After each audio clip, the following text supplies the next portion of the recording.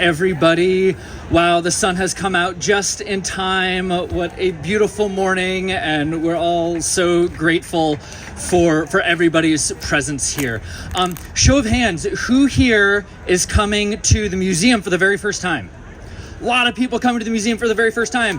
Who here is coming to a Miyawaki forest event for the very first time? Lots of people. Fantastic. Well, we are so grateful and so excited for everybody to be out here joining us for this celebration, for this event today, highlighting the forest, and in particular, highlighting Roger Fernandes, who we're very excited to have joining us today. I do just want to say a few words about this project. You know, this is a project that has come from community that we're surrounded by right now. Who here has been involved in the Miyawaki forest, caretaking, putting on events, whatever? And I'd like to give everybody a round of applause. It is really because of these group of the Miyawaki Forest Friends and so many other people that this project has come to fruition. And this is a project that has been so important for many reasons. One of the big ones is focusing on the nature, focusing and learning from the stewardship of Indigenous, Coast Salish, and this area Duwamish groups who have preserved this area since time immemorial. And so through the forest itself, we make an effort to honor that preservation. For people who have gone through it, you might also see that we have some of these signs that are in both Lushootseed, the first language spoken in this area, and English. So there are some other additional ways that we are working with Indigenous Coast Salish folks to ensure that this forest is growing and is honored and treated with the respect that it deserves. And we are incredibly excited to have a member of Coast Salish tribe, Roger Fernandes, Lower Elwha Klalam, to join us today. Roger is an artist and a storyteller, and we are so thrilled to have him involved with this project and at this event today. So without further ado, I do want to go ahead and give the stage to Roger. Let's start all over. I'll walk over from over and I'll be right here. Okay. Chatning Siam. That means thank you, good people. Chatning Sinischayacha. That means thank you, my friends. I'm very honored to be here today. This project has been powerful for me just to witness, again, the commitment on the part of the community and the museum board to make this living space here an educational opportunity for people, an experience of understanding these plants have their own lives to live, and they have so much they can teach us, and then also adding some art to it that I was so honored to be asked to do. And so again, I'm feeling all kinds of good things right now. My name is Roger Fernandes. I am from the Lower Elwha Klalam tribe. You might have heard of Klalam County across the water. Klalam is not really our name. Our name is really Nuxklayam, and Nuxklayam, apparently the English speakers couldn't say that. Or they certainly couldn't write it because they have no kla in their language, and so Nuxklayam, and so they said, well, we'll call you Klalam now.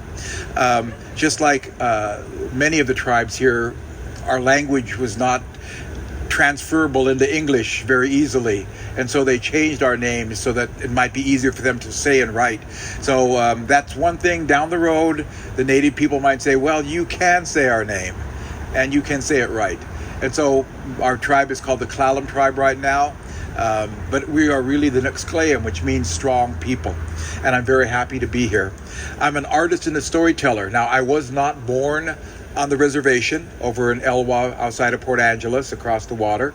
My mother moved here as a young woman, and she to find work, and this is something I only found out a couple years ago from one of my aunties, her sisters. She said, oh yeah, your mom worked in the shipyard, Todd Shipyard. She was welding. And I said, my mom was Rosie the Riveter? Really?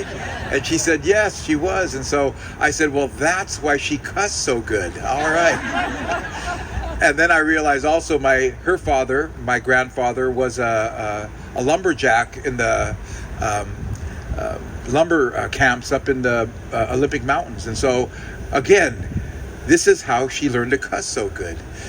But also, she instilled in all of her children the understanding that we're connected with the people across the water, that they are our family. We would go there on a regular basis, but not being raised there, without the culture being around me, I had to go back and learn various things. And I had to turn to different teachers from different tribes around here. One was Vi Hilbert, who was Upper Skagit native elder. Her Indian name was Taksiblu, and a generous, kind teacher. Although she was an elder when I met her, she was in her 80s when I met her, and I would drive her around. And she would say, when you get to be a certain age, you can talk to people like this all the time. You know what your problem is? You know what's wrong with you? And I said, I don't ever want to get there, but here I am. All right. And another teacher was Bruce Miller, Subiye from the Skokomish people. And between them, they gave me all these bits of native wisdom and knowledge that I had to understand from the outside in. I didn't grow within the culture. I had to go back and learn these things. And Subiye, Bruce would tell us so many just big general wisdoms, but the one he always repeated over and over, whenever he was doing a presentation of any kind with native people or non-native people, he would always say, the plants are our greatest teachers. The plants are our greatest teachers. And growing up in the city, I didn't know what that meant. I knew dandelions and maybe something about blackberries, but that was about it. But as I began to work more and more with native cultural people and teachers and their understanding of the plants and their use of the plants and the stories they tell us to help us understand the plants at a much more deep level, the more I began to understand. And so I'm going to share some plant stories with you today from the local tribal people. Storytelling is not just for children. That's one, I'm going to call it a fallacy that Western culture has created, that only children need stories like these. Only children are in a place where these stories might entertain them. And so therefore, they're really not for us adults. And I really believe they're as important for we adults as they are for the children. That they might sound like it's a child's story, but within that child's story are some deep cultural teachings that our ancestors wanted children to understand. They didn't lecture them at the brain level using, rationality and logic to explain things. They would tell them stories to help them understand. And then when children got to be a certain age, then you could bring in your brain to explain more logical aspects of something. But in the beginning, they just needed a story to help them understand everything around me has a meaning. The whole universe has a meaning, and that I fit within that. And that security they were raised with those stories that made them feel secure and connected. That's my belief, and that's how I operate with storytelling. And since most of us grew up without this kind of storytelling, where we had an auntie or a neighbor or a parent who was constantly telling us these old stories, that there's something that we need to hear in these stories that our brain cannot quite figure out.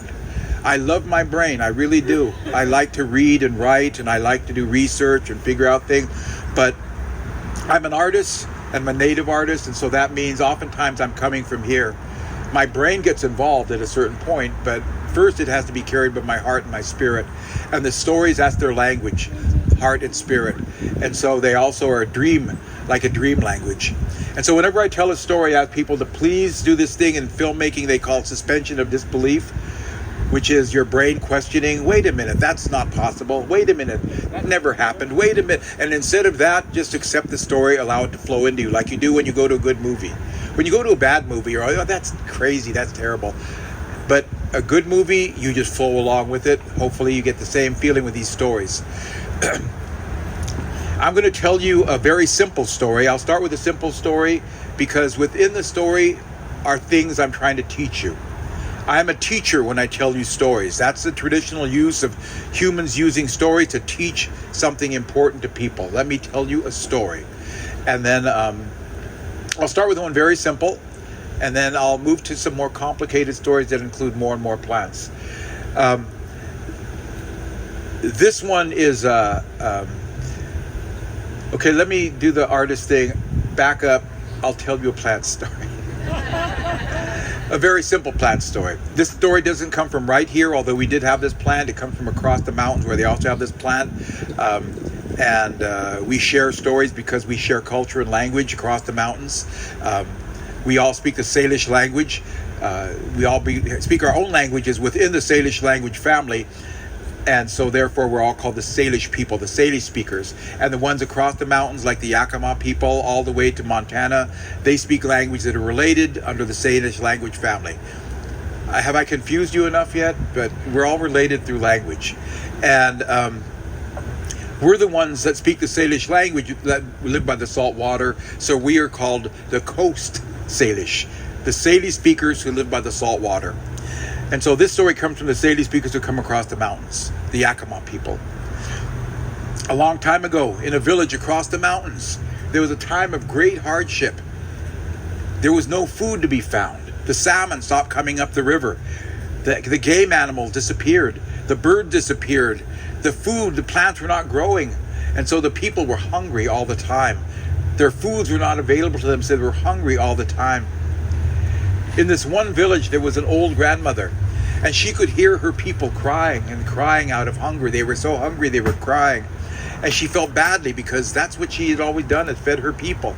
But there was no food to feed them. And then she heard her grandchildren crying. Her little granddaughter and grandson, they were crying and crying. They were so hungry. And grandmother had no food to give them, and her heart was breaking. She had no food to feed her grandchildren. And so she was so sad. She walked out of the village, and she walked up to a little hill near the village, and she sat down at the top of the hill, and she started to cry. She was crying and crying and crying that her people were hungry. She had no food to give them. She was crying and crying that her grandchildren were hungry. She had no food to give them. And as she was crying, she began to sink into the ground.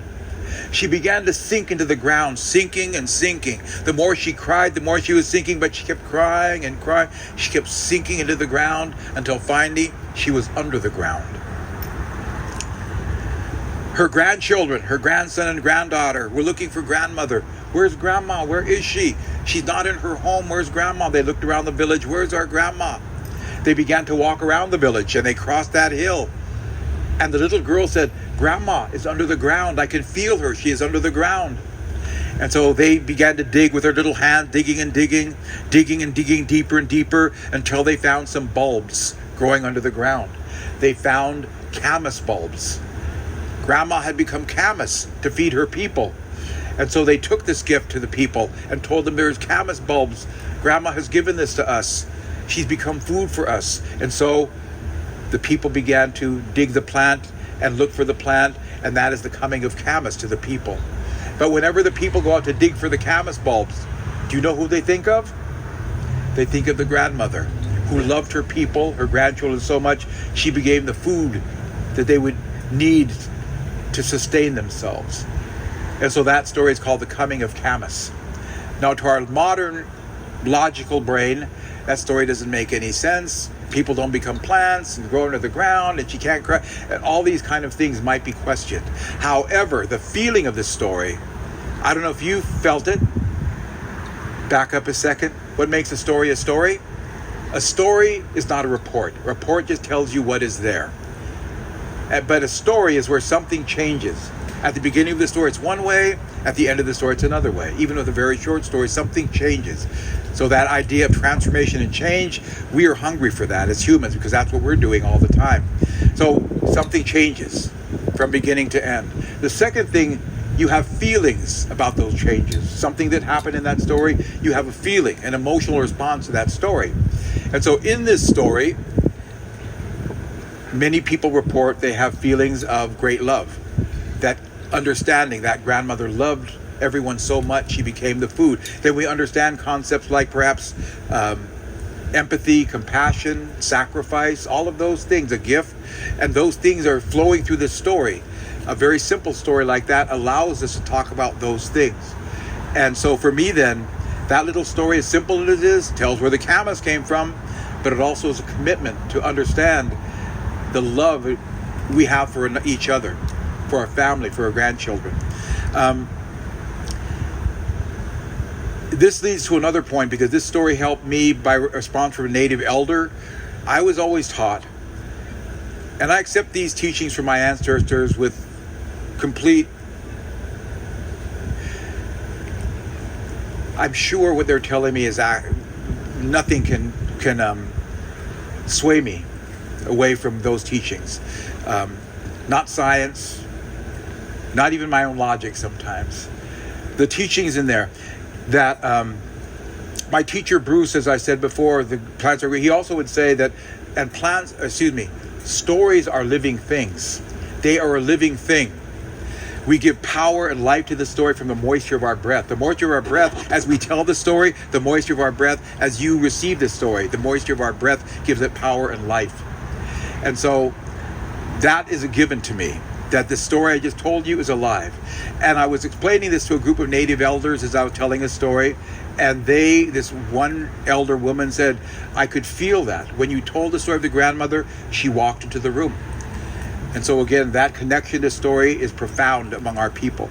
And so that little story about the coming of Camas to the people here allows us to talk about more things than just that.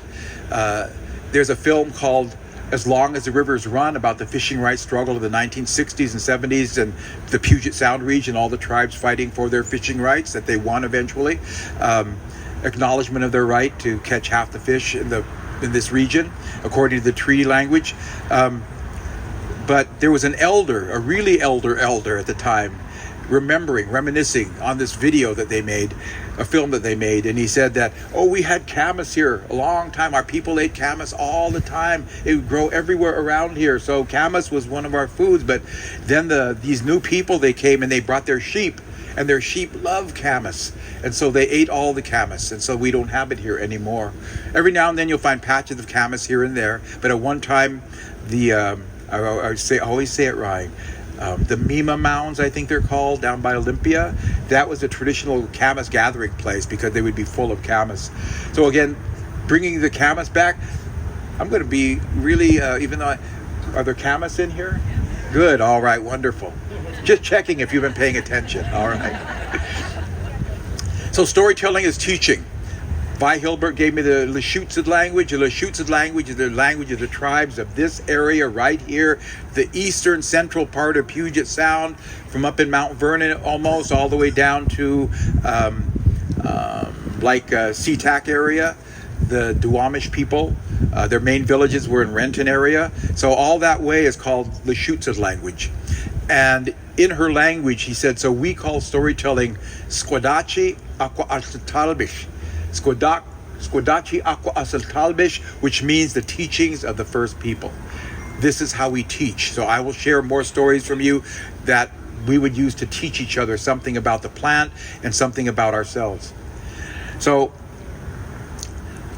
to go without framing this stories I'm going to tell you, without a bigger story that frames a lot of our existence here, I think I'll do this. I'm going to explain the beginning of a story about a being who came into the world and prepared the world for humans. This being has many names. One name is Duquabarch, the changer. Another is Labatea. Another is Huati. Another is Hal. Another is Hayas. According to the language of the village, of the tribe, he will have a different name. But I will tell you the beginning of his story. It's a very, very long story, but I'm going to tell you the beginning of this story. And all the tribes tell it in variations, but it always has the same. Vi Hilbert said, whenever you hear a story, the storyteller will probably change it, because we're humans. We receive the message one way, we perceive it, we translate it, and then we repeat it, and it's not exactly as we probably heard it. But that's because we're humans. She said that when you hear the story, if someone tells it a little bit differently, remember, we will all do this. So make sure you keep the spine of the story straight. Find the spine of that story and build your story upon that. So this is a story I've heard many times, probably told a little bit differently than the other tellers, but that's to be expected. A long time ago, there were two sisters, and they were weavers. And so these two sisters, in one of the stories, their names are Yesblik and Tukaway. This is the Snoqualmie version of the story. Yesblik and Tukaway. But the two sisters went out gathering plants. They were going out gathering bark and roots and grasses to make their weavings with, to make baskets and ropes and capes and things like that, and mats like this. And so they were gathering plants for several days, and they were gone from their village. The night before they were to return to their village, to go back home, they made a little camp, and they built a fire, and they lay down to sleep. The younger sister lay there and pointed up in the sky and said, "Look, sister, look at those two stars up there. Do you see the red one next to the white one?" Her sister said, "Yeah, I see them." The younger sister said, "I wish we could marry them. I wish we could marry those stars and live in the sky world with our star husbands." And her sister said, "Oh, don't talk that way. Go to sleep. We have to go home in the morning." The next morning they went to sleep. The next morning, where do you think they woke up? They woke up in the sky world, and they were married to the stars. A sister had wished they could marry. The older sister was married to the red star, and the red star was a tall, handsome, strong young man, and she was kind of happy this had worked out this way. The younger sister who made the wish, she was married to an old man. Oh, he was so old and decrepit. He was covered in wrinkles. He had long white hair, and he could hardly walk without a stick. And so she was married to this old man. And his eyes were crusted over with some kind of, crust, because he was so bright, so brilliant, that he had blinded himself. So anyway, he was the white star. So she was married to this old ancient man. And they lived in the sky world with their husbands now, in their husbands' villages in the sky. Well, after a time, the young woman, the young sister, and her old ancient husband, they had a baby. And Vi Hilbert, my teacher, would pause and say, these things happen. And though they were married, had a baby, and the baby was called Star Baby. Star Baby was a beautiful little baby that glowed like a little light. His father was the stars, so this baby glowed like a little light, and they called him Star Baby, and everybody loved Star Baby. Well, the sisters were homesick. They wanted to go home now and show this baby to their family. They wanted to go home and see their relatives and friends on the earth below, but how can they get from the sky world back to the earth? And they could never think of a way. Well, every day they would go out into the sky world. The sky world is just like the earth, this earth, only it's up in the sky. And they would go digging plants and gathering plants in the sky world. But they were always told, when you go to gather plants, never dig a plant that has a root that goes straight into the ground. Only dig a plant that has roots that spread out. Never dig a plant that has a root that goes straight into the ground. Only dig a plant that has roots that spread out. And every day they would follow this rule, until one day they said, well, what would happen if we did this? And so they went and they found a plant that's root went straight to the ground. And they dug that plant up, they pulled it out of the ground, they made a hole in the bottom of the sky world. They made a big hole, and they could look down and they could see the earth far beneath them. Far below them, there was the earth. And they could see, there's our mountains, there's our river, look, there's our village. And now they're very homesick. They wanted to go back and visit everyone down there. But how can they get from here to there? They were weavers. They decided that they would weave a rope. They would make a rope then. And so every day they would go out and they would gather grasses and roots and barks, and they would twine and rope and twist a rope that got longer and longer. When they would get home to their sky home, the people would say, now you're coming back with empty baskets. What are you doing out there? You're supposed to be gathering plants. And they said, oh, the baby was not feeling well. We had to take care of the baby, but we'll keep going, and but we have to take care of the little one first. And so finally, after 14 days, they made a rope that stretched from the sky world and touched the earth below. And so the sisters took the baby. They began to climb down the rope. They covered the hole up above them so the sky people would not know where they went. And they climbed all the way down the rope and came to the earth. Came right over here, the Snoqualmie area. Well, they were home, and everyone is so happy to see them. The sisters have returned. We thought we'd never see them again. And they brought with them a beautiful little baby that glows like a light, and everyone was so happy, so happy. Now that rope that was hanging out of the sky world, the people looked at it and said, well, that we could do something with that. And so they took that rope and they would climb a mountain, dragging it all the way to the top of a mountain over there, and they would swing across Snoqualmie Valley on this big rope to another mountain. Then they would swing from that mountain to another mountain, and they called it the Great Swing. They were riding this rope from mountain to mountain like a great ride. Well, the animals joined them. The animals wanted to do this too. So now the animals were grabbing the rope and dragging it up in the mountains and swinging from mountaintop to mountaintop. All the animals were doing this, and one little animal wanted to do it. Little rat. Little rat wanted to do it. He wanted to grab that rope, but the animal pushed him away. Little rat, go on. You're a dirty little animal. You live under the bushes, under the houses. We don't want you on this rope. Go on. And little rat went away, but he was angry. He wanted to ride that rope. Why couldn't he do it? So that night, while everyone was asleep, that little rat climbed up the rope, climbed all the way to the top, to the sky world. And using his sharp little teeth and sharp little claws, he bit and clawed until the rope broke. And the rope fell to the earth below.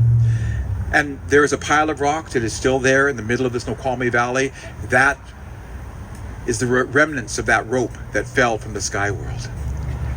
Well, the sisters came back, and now they went back to work, gathering plants, weaving things. But they decided they would leave the baby with a babysitter. And they decided to leave the baby with Grandma Toad. Grandma Toad was an old woman. She was blind and she couldn't see, but she could watch a baby, and so she took that little baby, she would hold it, and the sister would go out into the woods and she would sing to that baby, "Oh, you're such a beautiful baby. Oh, you're such a sweet little baby." And someone heard her singing about a beautiful and sweet baby.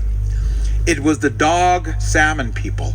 The dog salmon people heard her singing this song, and they came and listened, and they saw her, and she was holding this beautiful baby. And the dog salmon people said, "That is a beautiful baby. Look how it shines like a light. Let us steal that baby from the old woman. It's easy, she can't see." And so the dog salmon people waited until Grandma put the baby wrapped in a blanket, put the baby on a log, and then she walked a few feet over to pick some berries that were ripe, ready for picking. While she had her back turned, the dog salmon people came up. They took the baby out of the blanket. In its place, they put an old rotten piece of wood and wrapped it in the blanket. And then they took the baby off into the woods. Grandma Toad was done. She came back, picked up that blanket, sat down. She started singing, "Oh, you're such a sweet little baby. Oh, you smell like a rotten piece of wood, baby. You feel like a rotten... Oh no, someone has stolen the baby." And she cried out, and everyone came. The sisters came. "Where is Star Baby? What happened to Star Baby? Where is he gone? Someone took him. Where is he?" Everyone looked for Star Baby. All the people went out in different directions. No one could find him. Then all the animals came. They went out looking for Star Baby. None of them could find him. And then the birds said, "We will help because we can fly and go further." So the birds went. First went Crow. Crow flew and came back at the end of one day.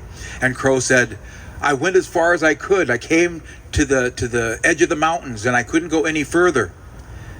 And I didn't find the Star Baby. But there was a light on the other side of the mountains." Then Hawk went. Hawk said, "I'm bigger than Crow. I can fly further." So Hawk went and flew for 2 days, came back in 2 days and said, "I went as far as I could. I went to the top of the mountains, but I couldn't find any little baby. I didn't see him anywhere. But Crow was right. There's a light on the other side of the mountains." Then Eagle came. "I am the greatest of all the flyers. I can go the furthest and the highest. I will find this little one." And Eagle took off and was gone for 4 days. Eagle came back in 4 days and said, "I went as far as I could. I went across the mountains. I went to the end of the world, the edge of the world, where the sky lifts up and crashes down. The sky lifts up and crashes down. And I couldn't go any further because that falling sky would crush me." Then little Blue Jay came up. "Well, I'll go. I can do it. I can get there and find that baby." And everyone laughed. "Oh, come on, little Blue Jay. You're smaller than all these other birds. How can you fly that far? And you can't do it. You're too small." Blue Jay said, "I will try." And Blue Jay flew to the mountains, flew across the mountains, came to the end of the world where the sky lifts up and crashes down, sky lifts up and crashes down. He wanted to get through the sky world, and so he put his head under the sky to try to time it, and the sky crashed on his head. That is why Blue Jay has a wedge-shaped head now. But he was able to get to the other side of the sky world. Now in our old stories, babies, children, everyone grows just like that. They grow very quickly because time doesn't matter in these stories. And so he got to the other side of the sky world, came to a river, and at the river was a young man. He was Star Baby, now a young man. And he was making arrowheads out of stone. I think that's called fletching the arrows, right? Breaking them to shape them and give them the edge. And he had a pile of dust, rock dust at his feet. And Blue Jay came walking up to him. Now he had never seen Blue Jay before. Blue Jay did not live in this sky world. And so he was frightened as Blue Jay walked up to him. And he took some of the rock dust and threw it at Blue Jay. And the rock dust went in Blue Jay's eyes, and Blue Jay was squawking, "Why did you do that? I can't see. Why did you do that?" The young man said, "Because I've never seen anyone like you before. You frightened me." Blue Jay said, "I have come to get you. You do not belong here. You do not belong here. These are not your people. This is not your place. You were stolen from your people. You were stolen from your place when you were a baby. They took you from your people and took you here. You do not belong here, and I want to take you home." The young man said, "Well, I knew I didn't belong here because the people here, they have shiny skin, and I just have the plain old skin. I will go back with you, Blue Jay." And then he turned to the dog salmon people, the ones who took him away from his family. And he said, "I should punish you for what you did. You took me from my family when I was a baby. You stole me. I should punish you for this. But because you loved me and raised me as your son and were so good to me, I will not punish you. I will honor you." Now he begins to exercise his power, to exert himself in this world. Whatever he would say, you had to do. Whatever he would say, this would become the reality. He said, "Dog salmon people, go into the water." The dog salmon people must do exactly as he said. So the dog salmon people went into the water. He said, "Dog salmon people, swim in the water." And they were swimming in the water. And he noticed right away, well, they became the dogs. They became the salmon, called the dog salmon. And he noticed they were swimming in a circle because being in this river was confusing to them, because the rivers in those days flowed two ways at once. They went up the mountain and down the mountain. They were going two ways at the same time. And the salmon were confused where to go. And he said, "Okay, I'm going to fix this right now.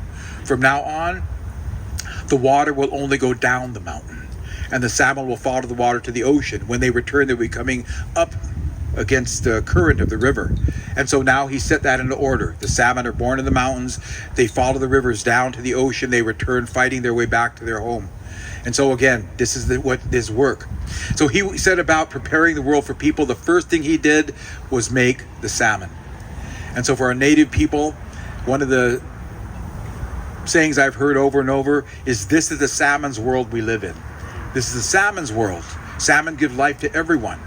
And so therefore the salmon is the center of our understanding of this world, and the salmon are critical to us remaining in this world. So that's why in many regards the native people are fighting so hard for the survival of the salmon, because they say, the old people would say, if the salmon disappear, we will disappear.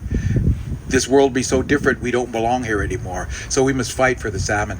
My people, the Elwha Clallam people, you might know, 2 dams were built illegally on the Elwha River without government approvals because they didn't have fish ladders. Whoever built them said, "Well, we know the salmon come up this river and they need fish ladders to get around the dam, but we don't care." And so they made 2 dams along the Elwha River with no fish ladders. And so this is 100 years ago, just over 100 years ago. And my people, the Elwha people, the Clallam people, fought for 100 years for those dams to come down. They're destroying the salmon, they're destroying the river, they're destroying this environment, they're destroying us. We will fight to get these dams to come down. And they were told every day for 100 years, you can't do it. You cannot take those dams down. They cannot come down. Nobody in the world has ever taken down a fully functioning dam like that, so you can't do it. For 100 years, they were told this until just about 10 years ago, those dams came down. Finally, with the help of some allies, of course, they were able to have those dams removed, and now the river is free again. The fisheries people who study salmon in their habitats said that maybe because the salmon had been wiped out, the first year the salmon returned and found the dam blocking the river, they still tried, as is their heart, to return to the mountains. They were crashing against the dam, trying to find a way around it. They're smashing their heads against the wall, trying to find a way around it. And our people say the river was full of the blood of the salmon, trying to return home. Some of our elders would pick up the salmon and try to carry them around the dam. This is how much they loved them. Carry the salmon around the dam. But again, there's so many salmon, so few people, that the salmon runs were wiped out. And so the 100 years, the fishery said, well, maybe the salmon will come back in maybe 3, maybe 5 years. We're not quite sure. Within 6 months, the salmon were back up the river. They were coming back up the river. And our people said, well, they've been waiting for this. They've been waiting for us to do this thing. So our connection with the river, the salmon, is profound. The salmon especially. Our people said, folks think we did it just so we could have salmon to catch and sell or salmon to eat. We did it for the salmon because they are the center of all life here. And so again, that comes of our stories. You hear that from your little kid to the time you're an elder. That is in your heart. The salmon are the center of all things. So I'll tell you a couple more changer stories because again, now he's come. Sometimes there are these big concepts that are explained in these stories. Like when he finally gets back, right? He gets back after being kidnapped by the dog salmon people, and Blue Jay finds him and brings him back. Well, he gets back and he finds, well, when his mother found that her baby had been kidnapped, she's heartbroken and she's crying and crying and crying. And all that's left is that little blanket that he was in and a little diaper, some shredded cedar diaper that was in there. So she was crying and crying into the diaper and the blanket, and the diaper was already a little bit wet, and so she just wrung it out like this to clean it. And then the next day she came back, and where she was crying and where the little blanket had been washed, there was a little baby there, laying there. She was happy. A little baby is here now. It's not Star Baby, but another baby is here. And that little baby grew to be a young man, and now he meets his brother Star Baby, who's now Star Man, and they're brothers. And it turns out that Star Baby has become the moon and his brother is the sun. And this is how they came to be. Now the moon and the sun, our brothers, are happy to be together, and they decide to travel the world together in the sky world. They can fly in the sky world now. And so they're up in the sky traveling together, visiting, and they notice as they're traveling, the earth is catching fire beneath them. Wherever they go, the earth is catching on fire, and they realize when we travel together, we are too hot. The world will burn. We must stay apart. Sun, you will travel during this time of day. I am the moon, I will travel another. Every now and then we'll cross paths. I guess we call that the solstice or something. Anyway, they still meet each other to talk, but now they travel at separate times, because if they travel together, they would destroy the world. So moon goes on to do his work, to make different plants, to make different animals. And there's a variation of a story. They're told by different ways and different. But a long time ago, there was this little bush called blackberry. You guys know blackberry, right? I'm going to ask you, are there blackberries in here? Yes, there are, right here, if I remember right. Anyway, blackberry. You must be very careful of blackberry, the people say, because one time blackberry was a little plant like this, but he began to grow bigger and bigger. And as he got bigger and bigger, blackberry became more hungry. And so they say that in those days, blackberry would watch for little animals going by, and he would grab them with his vine, and he would drag them into the bush, and using his vines and his thorns, he would squeeze that little animal until it was dead, and then he would eat it. And then he got a little bit bigger, so now he's grabbing bigger animals, dragging them in, squeezing them with his thorns and vines, and then getting bigger and bigger and bigger. Then he got so big, he began to grab people as they walked by. And he would grab them, drag them into the bush, wrap them up, kill them and eat them, and now the people were frightened. Look at monster, it's a monster now. Blackberry's as big as the trees. Blackberry's a monster now. He's consuming everything. And so they went to the changer, and they said, Changer, please help us. Blackberry's eating everyone. Blackberry is a monster now. So the changer told Wolf to do this.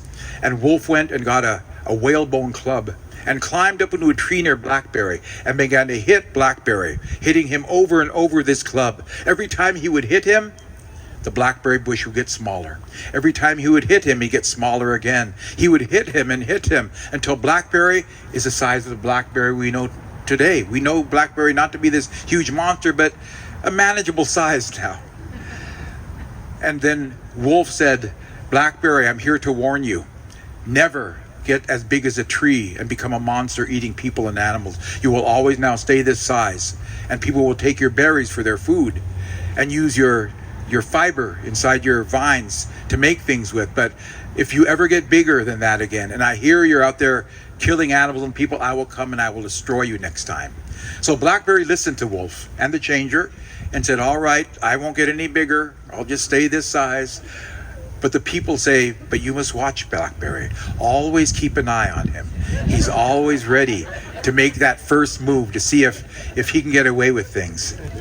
So those of you who know blackberries, you know isn't that what they call the endless war, that you just can't do it, can't do it. So again, he did that kind of work. He made the salmon, he made blackberries. I'm going to tell you a story that outside of the I'll tell you one more last Changer story. It's always a good community story. And I see a very tight community here. It's always good to see people coming together for various worthy causes like this forest and supporting the museum and each other. So here's a story you need to hear then. A long time, so this is the Changer coming from the mountains, following the rivers down to the salt water. He's giving out languages wherever he goes. And now everyone speaks different languages here at Puget Sound. And then when he got to the end of the river, the mouth of the river at the salt water, he said, "I'm done. The world is beautiful here. It's perfect here. I don't need to do any more work. Everything's ready for the humans here." And so he was looking and he saw there. Now, whenever I say there were people, they were not us people. They were another kind of people, because this is mythic language stuff that's going on. And so whoever they were, we think it's us, but it really was somebody else. So there were a group of people standing on the beach and they were talking. And they were talking very excitedly about something. Every now and then they started laughing and they kept talking and talking. So he was curious and he went over and listened to them. And they were talking about people that weren't around. They weren't there, but they were talking about them. And they were saying some pretty private kind of things about them. And they're saying some things that maybe those people didn't want talked about in that way. And so they were gossiping. And they were having a good time doing it. And he said to them, "You people, stop gossiping. Gossiping is not good. You must stop now. Don't gossip. It doesn't help. It hurts people." And those people did not know they were talking to the Changer. And they said, "We don't know who you are. You can't tell us what to do. We don't have to listen to you. We'll talk about anyone, any way we want." And so they kept gossiping. They turned and kept gossiping, talking about people that weren't there, able to speak for themselves. And they were laughing. And he said, "I told you people, stop gossiping. It's not good. You must stop. This is not how you live together. You don't gossip about people talking behind their backs." And again, they didn't know they were talking to the Changer. And so they said, "We don't have to listen to you. You can't tell us what to do. You're not the boss of us." And so they turned and kept gossiping. He said, "Well, you like to gossip. That means you have big mouths. Then I will turn you into the being that has the biggest mouth of all." And so he turned them into the biggest mouth of all. Who did he turn them into? What did he turn them into? He turned them into clams. Because clam is all mouth, isn't it? Just one big mouth. And he turned them into clams and he said, "Now I will put you under the sand and under the water. This is your punishment for gossiping. If ever you open your mouth to gossip, water and sand will rush into your mouth. This is your punishment for gossiping." And so that is why the clams were put under the sand and under the water. But do you think it stopped them from gossiping? Of course not. It's too much fun. And so every now and then you'll walk across a wet and muddy beach, right? You'll see little spurts of water coming from under the sand. Who is that? That's the clam people. And they're still gossiping. And they're talking about you. And that is all the story called the Gossiping Clams. Again, children hear this story, they understand it, and they grow with that story. They say, gossiping is not a good thing. My people have taught me that. in the stories I heard as a child over and over. Do not gossip, do not gossip. But then the changer again did all this work, creating all this world, getting it ready for us, the plant people. I'm going to tell you a plant story that's not in the big story of the changer, which takes a couple hours to tell, about another plant that to us is the most powerful being in the world. The salmon are the most powerful being. So this was their, it's equally powerful. A long time ago, way out in the woods, there was this big, old grandma cedar tree. Grandma cedar tree was the biggest and the oldest of all the trees in the forest. Grandma cedar tree was the biggest and oldest, and she stood among all the trees, is so big and wise and old. One day she saw a little cedar tree growing next to her. A little one was growing. It was her grandson. Her little grandson was growing right here, right next to her. And she was so happy to see her grandson growing next to her. And she would watch him every day. Little plants grow very quickly. I saw that here. They grow very quickly, and he was growing every day. One summer day, the sun was so hot. Oh, the sun was so hot. Everyone felt like they were cooking in the sun. It was so hot. Everyone was miserable. And this little tree was so small, he could not take the heat of the sun. It was so hot. He felt like he was on fire, like he was burning. It was hurting him. And Grandma saw the sun hurting her grandson. So she put her branches over him and made shade to protect him from that hot sun. Well, he grew bigger and bigger and bigger. One winter day, a big storm came in, a terrible storm with howling wind and pouring rain, and all the trees are rocking in the wind, this terrible storm. And this little tree is so small, he cannot stand up against the strong wind.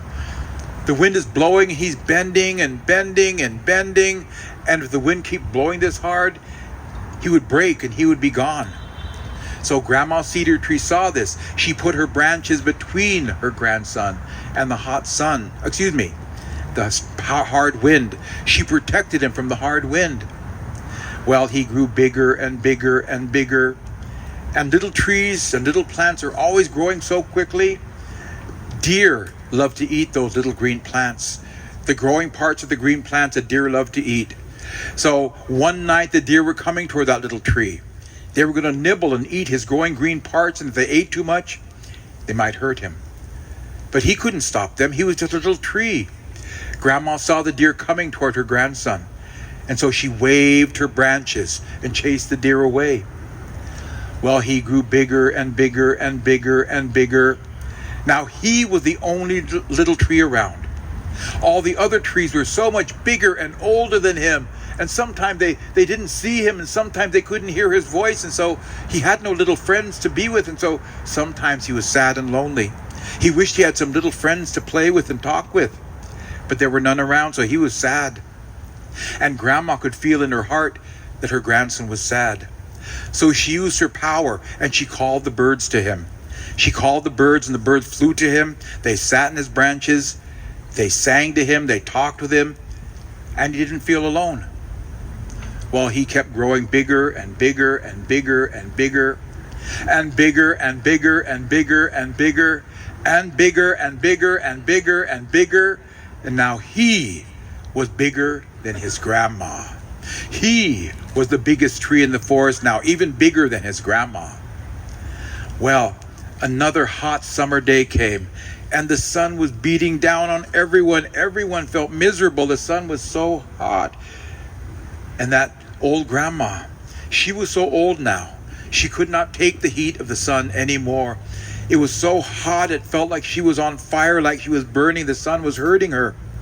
And her grandson saw this. And you know what he did? He put his branches over his grandmother and made shade to protect her from the hot sun. Another winter storm came, howling wind, pouring rain, all the trees rocking in the wind. And Grandma, she was so old now.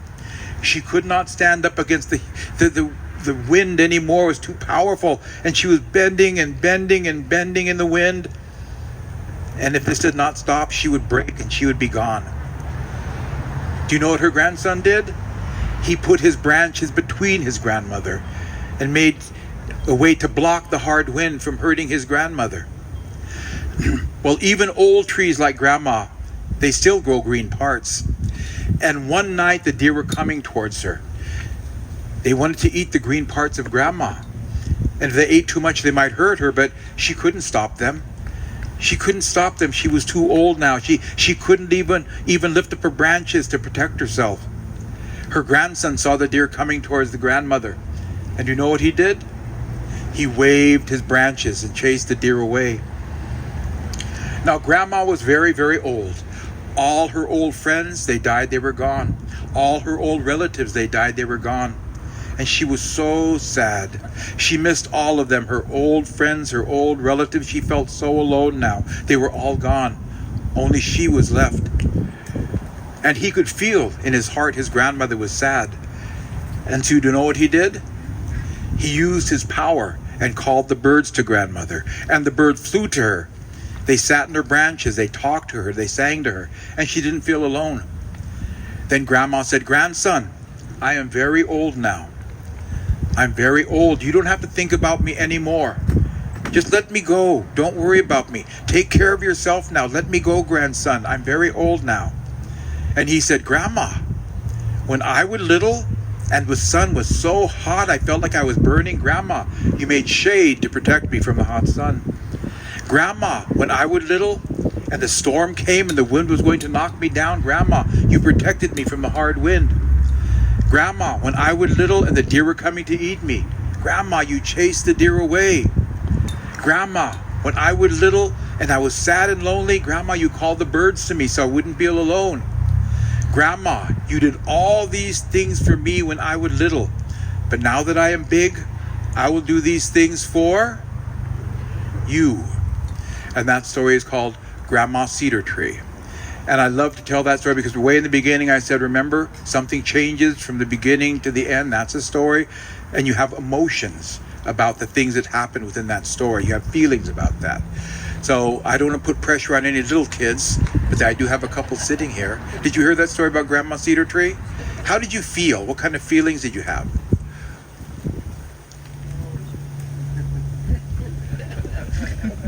Do you have a grandma or grandpa in your life yet?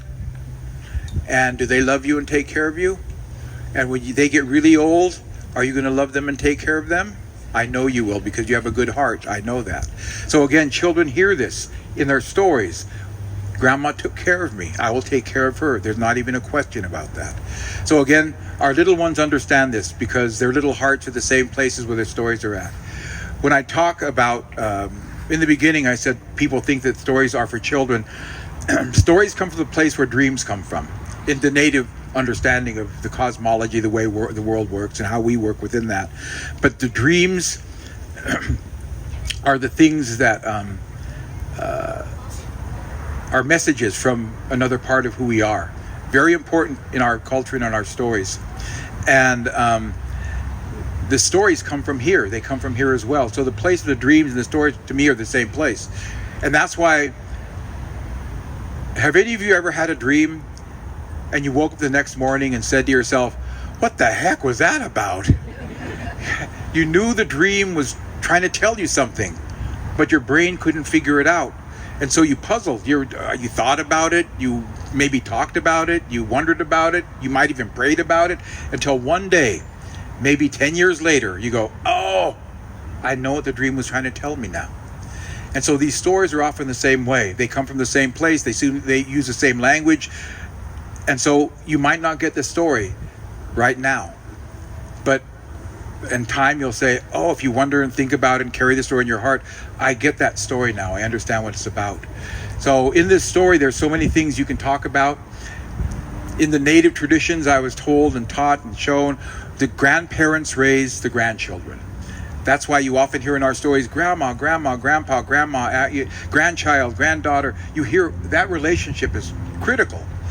And if you think about it, that it made sense as well. The grandparents now have a purpose to raise the grandchildren. That frees the parents to go off and do the work necessary to maintain the home and the village. And so everything is in this cycle that works. That cycle's been broken in Western culture, but still it's there, that our grandchildren understand their relationship with their grandparents.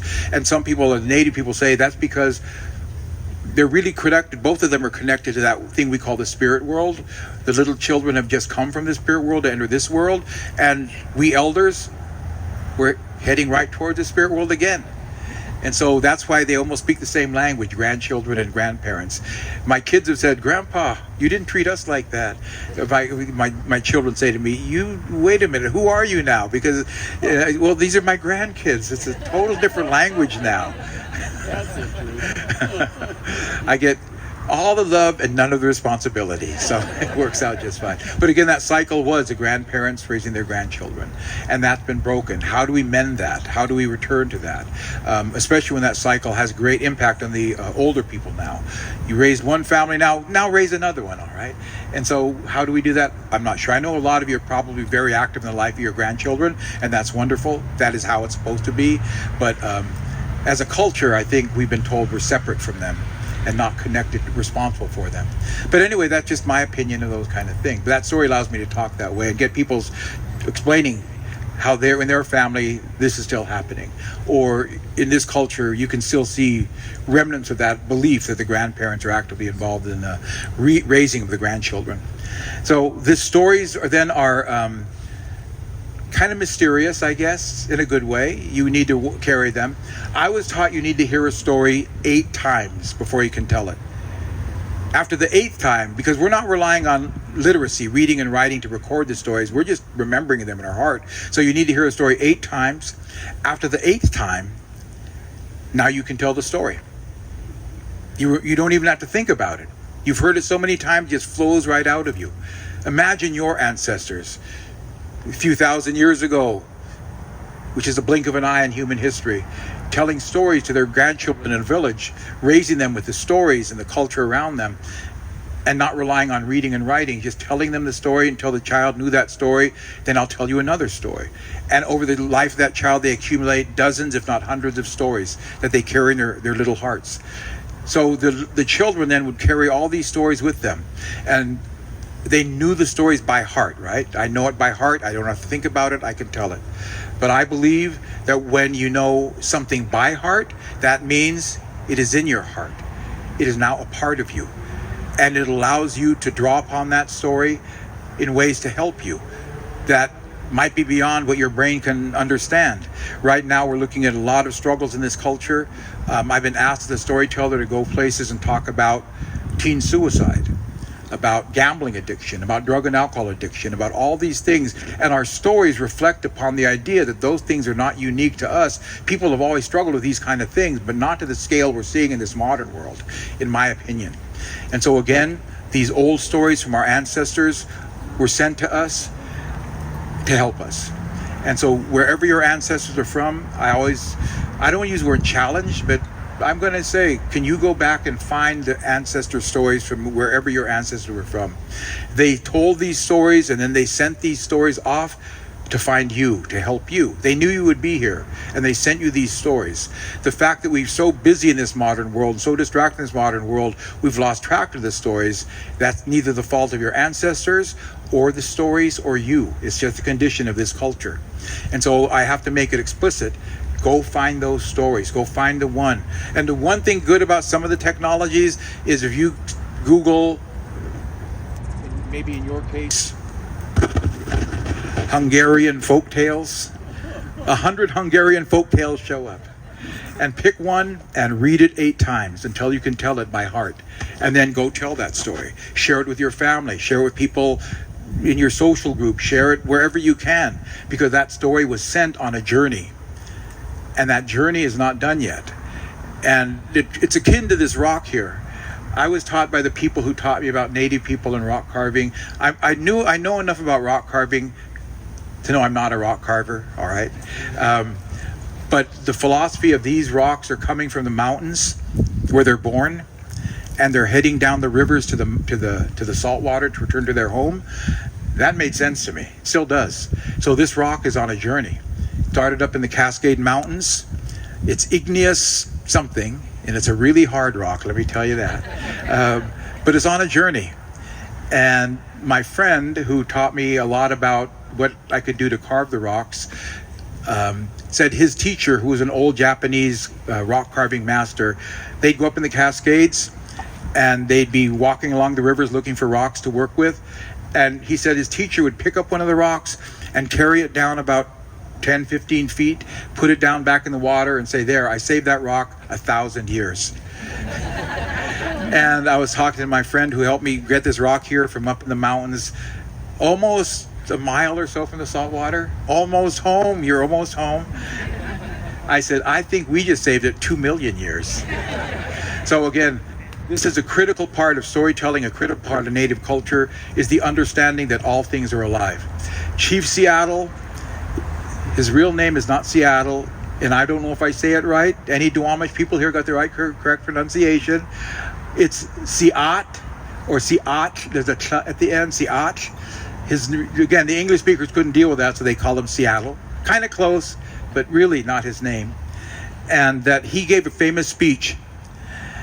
And he said one line in that speech I think is so profound because it's a Native perspective. There's controversy about the speech because when it was recorded, when it was translated, when it was released in modern time, just a long time.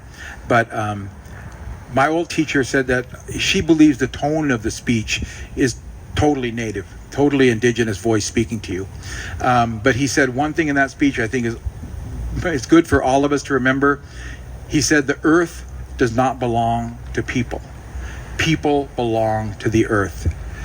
And as long as we live with the idea that this earth belongs to me and I can do anything I want with it, then we're going to keep going down this path that's not good for us, in my opinion. But if we can accept that I'm only a part of this, I'm related to this rock, I'm related to those clouds, then we might have a chance. And so we need to, in my opinion, and I'm an elder now, I can give you my opinions very clearly. Remember those old words from our ancestors, that they would guide us to find balance, to find harmony, to find... that's why to me the act of weaving is such a powerful metaphor for living, that we take various elements of bark, roots, and grass, we weave them together, and this is primarily a woman's work in our traditional ways, and you weave that basket, you have woven something beautiful, something useful out of different things, different barks, grasses, and roots. And so that basket now has a meaning of all these things that have come together. So again, these are the kind of things that our people share in our stories over and over. And I have to double check with Kenneth. How are we doing time-wise, Kenneth?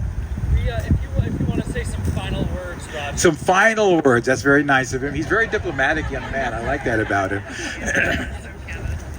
I actually will turn to the audience and say, do you have any questions or comments about what I've done with the stories I've shared with you? There's going to be another event regarding more about the rock. I never know. This guy's going for a PhD now, so that means he's going to be really, really busy. Right back there, Jeremy, just wave your hand. This rock took a journey with me and Jeremy in his truck all the way down here. It was very, very generous and kind of him to help that way.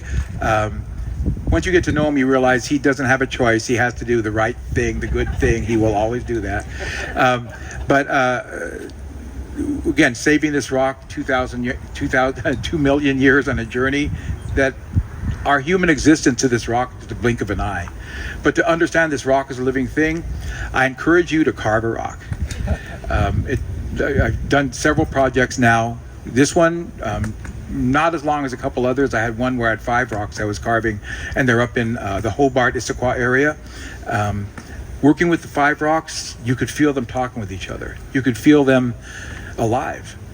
And my teachings were that this rock is a living thing. When I separate myself from this living thing, I'm losing something. And I wondered, well, who else feels this way? And a few years ago, there was a big indigenous gathering in Paris to talk about the state of the world right now. And the changer probably would have a few things to say about that.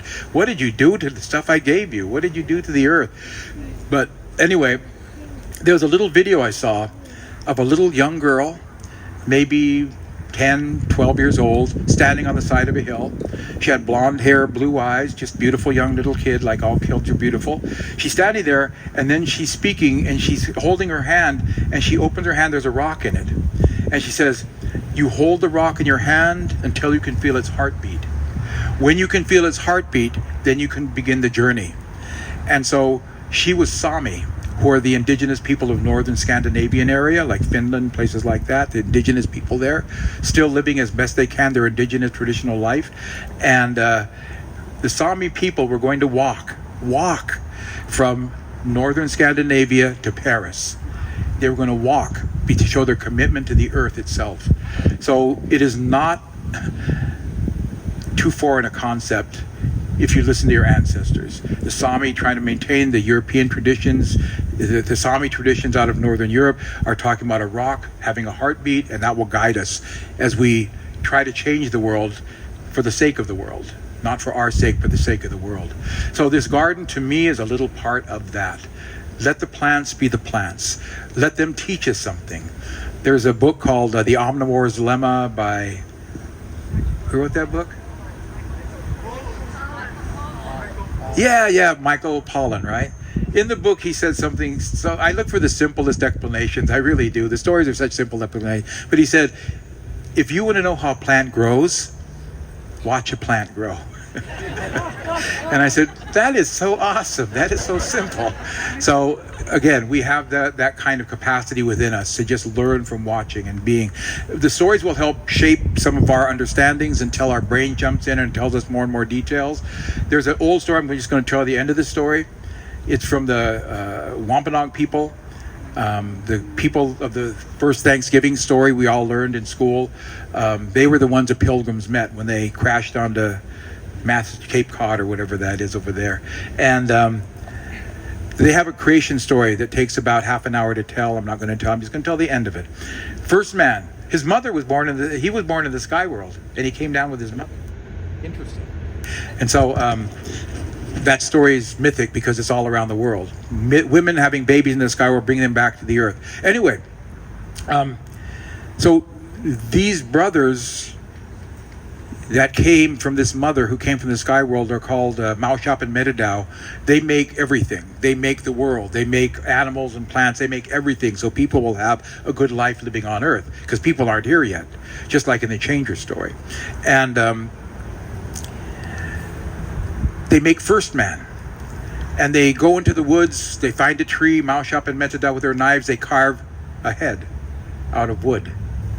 Then out of mud and clay, they make a body, a torso, 2 arms, 2 legs, hands, and they make first man. They put the skull on the head. First man is now here. But they say first man, he was pitiful. He didn't have fur covering his body to keep him warm. He didn't have sharp claws and teeth to hunt other animals with. He didn't have wings and feathers to fly in the sky like a bird. So first man was pitiful. He needed something. And so into his wooden head they put a brain. Now he could figure to make clothing and to make weapons and to travel. So first man needed a brain. So that was put in last. And then first man was told, go travel the world and visit everything and see everything and learn.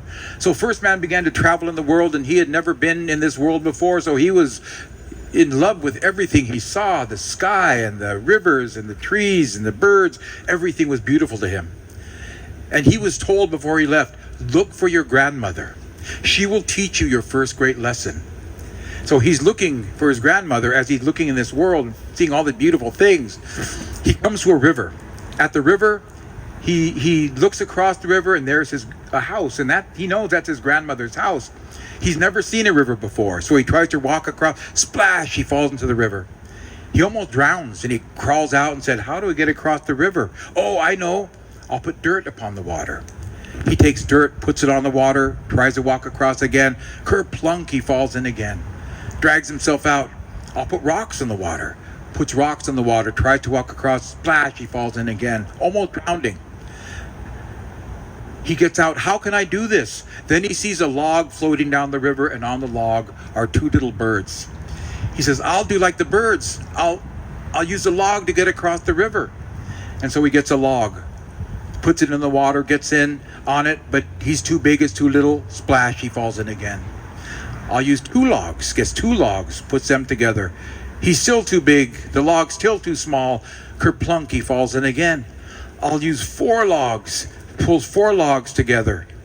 They can hold his weight, but they drift apart and splash, he falls in again. A little bush is watching him and says, use my vines for a rope and tie them together. So he takes the vines from the little plant, ties them together. Now he makes a raft. He makes a raft and he gets a pole and he pulls the raft across the river and he goes into his grandmother's house. Grandmother, I've been looking for you. I'm so happy to see you. Oh, grandson, I've been waiting for you. I'm so happy you're here, grandson. He says, grandmother, I'm so happy, but you're supposed to teach me my first great lesson. What is my first great lesson? She said, you have already learned your first great lesson. He said, I did. What did I learn? She said, when they told you to find me, you loved me and you wanted to find me. Your heart loved me and your heart said, find your grandmother. So your heart told you the good thing to do. But then you came to the river and you could not figure out how to get across the river. Your brain began to help you understand how I can get across the river. And then you made the raft and then now you've come here. You've come to me. This is how you are to live in the world. Your heart tells you the good things you want to do first, and then your brain helps you figure out how to do them. Do not confuse this process. When you want to know what to do, ask your heart. When you want to know how to do it, ask your brain. This is the first great teaching to first man. It is the first great teaching to us all. And that is the end of the Wampanoag story that comes from the other side of this country, but it permeates so many of our stories and beliefs across this whole country. Our heart tells us the good things we want to do, and our brain helps us figure out how to do it. So your heart led you all to work on this idea, this dream, this vision of a garden here, and your brain helped you figure out how to do it. So I put my hands up to you among our people here. This means thank you. This means hello, goodbye, you're welcome. We call it putting up our hands to people. It's a symbolic gesture. We didn't just say, let's do this. We looked around the world around us. We see a cedar tree somewhere. I think that's one way over there. Look at the top of it. The top branches of a cedar tree are like this. Our people say the cedar tree, the great gift giver, I told you the story before, the great gift giver, every morning it gives thanks. It gives thanks every day. So our native people here said, then we must be like the cedar tree. We must give without expecting to be repaid. We must give gifts to people with a good heart and a loving heart, and we must give thanks every day. And so the cedar tree taught us that. So this is how our people say thank you, thank you. Thank you to the museum, to the board, to all the people who worked on this wonderful project to let these plants be plants, and for letting me be involved as an artist, storyteller, and educator. So Chatning Tsensiam, thank you so much, and I hope to see you, I will see you again, all right? Hopefully the weather will be a little bit like this, but we'll see, all right? Thank you so much.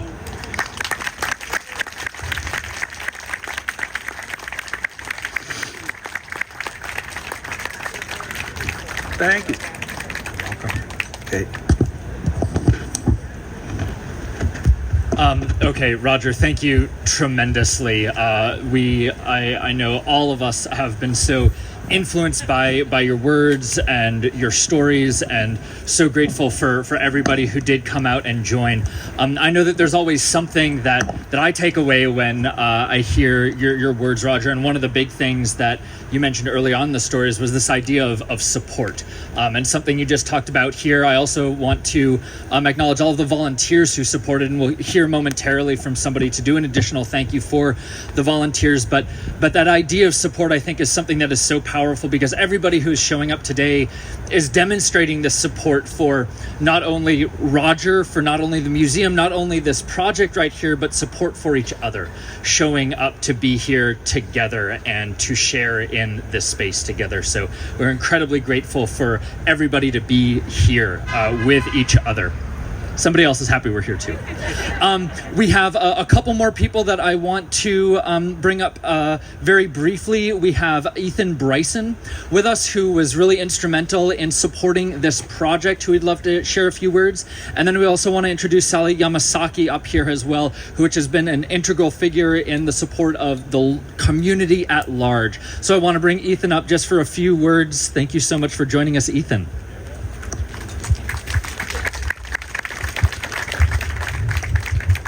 Good morning. Thank you, Roger, for your words and your brain and your heart. Thanks to all the volunteers here who are part of the original planting that we did here in December, just last year. Are there any children here that planted some of these trees? Anyone here that planted some in December? Do you remember how big these trees were when you planted them? Were you taller than some of the trees? So some of the trees are probably twice your height now. So this is a 9-month-old forest. This is pretty good growth rate we're seeing on this forest that you all helped plant.